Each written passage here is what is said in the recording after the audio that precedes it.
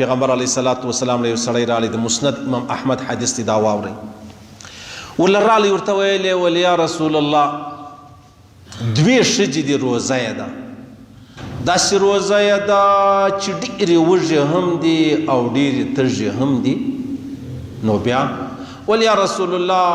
ډېرې وږې او تږې دي حتی و مرګ ته نږدې دي پیغمبر علیه السلام مخ چینې واړو د بیا ورته ویل یا رسول الله دوې ښځې دي او ډېر زورور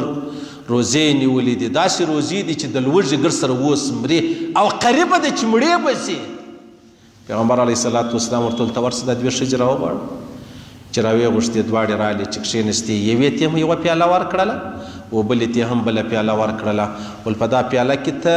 بیا د بدې مافې قی و الټۍ هغه چې قی الټۍ وکړلې تازه غوښه هغه پیپ راواخله هغه اوبه راواخله هغه وینه دا پیاله نیمه یې ورباندې ډکه سوه دا بلې ته ول تی وکړه هغې هم دغسې وکړه دا پیاله نیمه یې ورباندې ډکه سوه پیغمبر علیه السلام مبارک څه وایي وان هاتین صامتا عما احل الله لهما ګوره دی دوه زنانو روزه نیولې ده د هغه حلالو شیانو څه چې کوم مطلب خوراک راواخله چښاک راواخله د دې دوه څه د دوی روزه ده لیکن وافطرتا على ما حرم الله عليهما چې کوم شان الله پاک حرام کړي دي هغه بیا ځان ته حلال کړي دي هغه بیا دوی خوري یعنی په روزه کې خدا دې چې ما ته خوراک چښاک به نه کوه دا حلال شی دی الله موږ حرام کړی دی پر ځان باندې اوس چې دا کم غیبت الله حرام کړی دی هغه بیا موږ حلال کړی موږ پروا نه لري زه کولی سم دې دوه زنانو دغه وکړو پیغمبر اسلام ورته وفرمایلې دا دواړې زنانې هلته سره کښېني بیا د خلکو غیبتونه کوي پلانې داسې وکړو پلانې داسې وکړو اوس تاسو اندازه ولګوئ محمد رسول الله مبارک ورته وایي دا تاسو غیبت کړی دی چې څه حلال دي د هغه څه مې روزه نیولې ده چې څه حرام دي هغه مې بیا ماته کړې ده غیبتونه سره کوئ د الله رسول فرمایي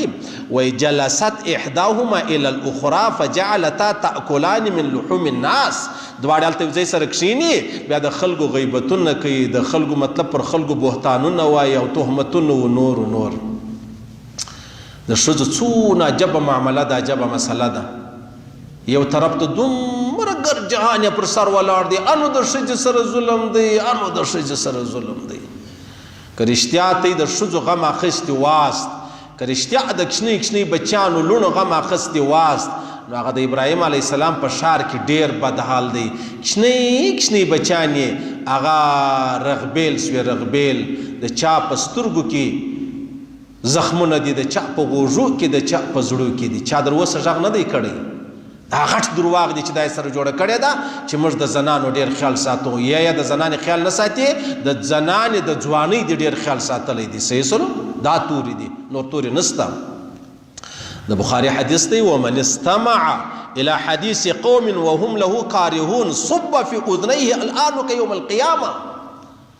د قیامت په ورځ ګوره دا عجبه خبره ده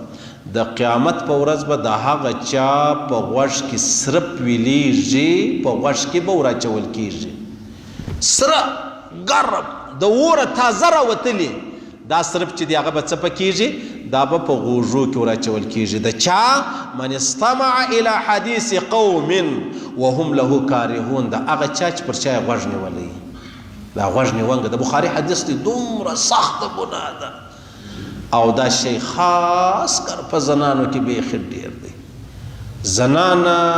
که نور وکنو د دا خبرې د وجې به الله په غوږو کې هغه ویلې سوي د اور سرب چې دی هغه وراچي صحیح سلو دا زنانه الله یې دګر سره د دوی مشغله ده چې د هر څو یې روزه و ذکر و فکر یې بزرګوي دا غوږ نیونګه غواړي پر زوی باندې غوږ نیولی د کوروالا سره څه وایي پر ورور باندې غوږ نیولی د ورېندارې سره څه وایي او خاص کر دغه دوه او درې ودونه دي که غمونه چې پر کور دا خو بیا بیخي دغسې ده یوه دا وایي چې دی څه سره وایي بله دا وایي دی څه سره وایي بله دا وایي دی څه سره وایي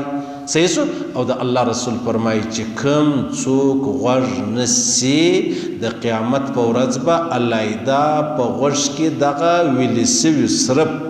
دا وراچول کیږي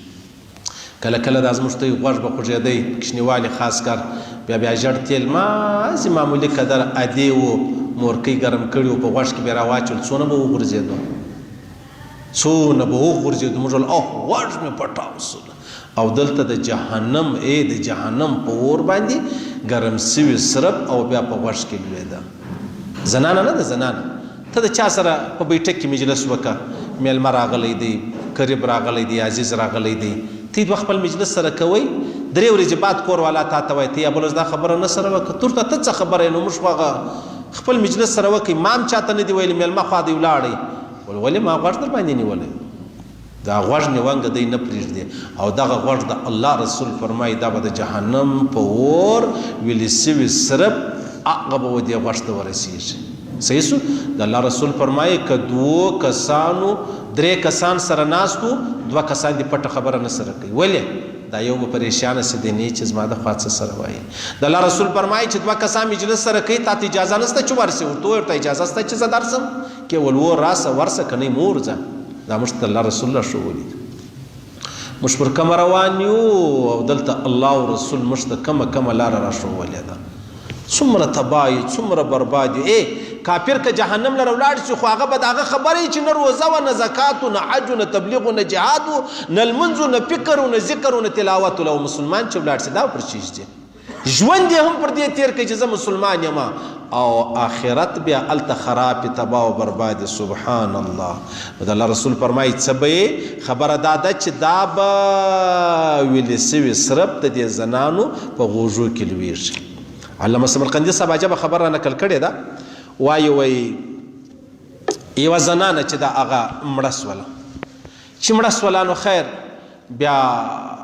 پټ یې کړله. څو ورځې بعد د ورور دا فکر سولو چې یاره زما بټوه ورکه ده نو چې چیرې راسه ورکه سو. هله سوچ یې وکړئ اخر چې ما خپله خور پټوله زما په خیال سره په دا قبر کې رسېله سوې نه. نو قبر لره رالی چې رالی دا قبر یې راوکیندی، خیر بټوه به پیدا کړې یې. ولې یاره راسې ښه ډورۍ را نږدې ده دا خپله خور به هم ووینم. نو یې قرار ده دا خور چې کوم مطلب قبر و ډورۍ وه دا خښته مښتې را لیرې که سور انګال په منډه رالی کور ته مور ته ویل چې موره داسې مسله وله. ول مور یې ورته ویلې ول نورې خبرې خو دا ستا په خور کې نه وې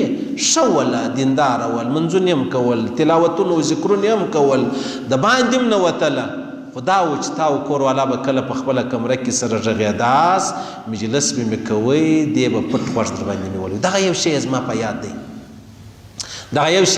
یاد دی چې دی به پر دا خپلې ورېندارې پر خپل ورور غوږ نیولی او دا لایده د دې بیماري ده دا نه ختمیږي. دا ولاکه د باچا هغه په دم ختم کوي یا د علي هغه صاحب یا د مولوي هغه صاحب په دم دا نه ختمیږي. دا غالي د جهنم په اور باندې ختمیږي.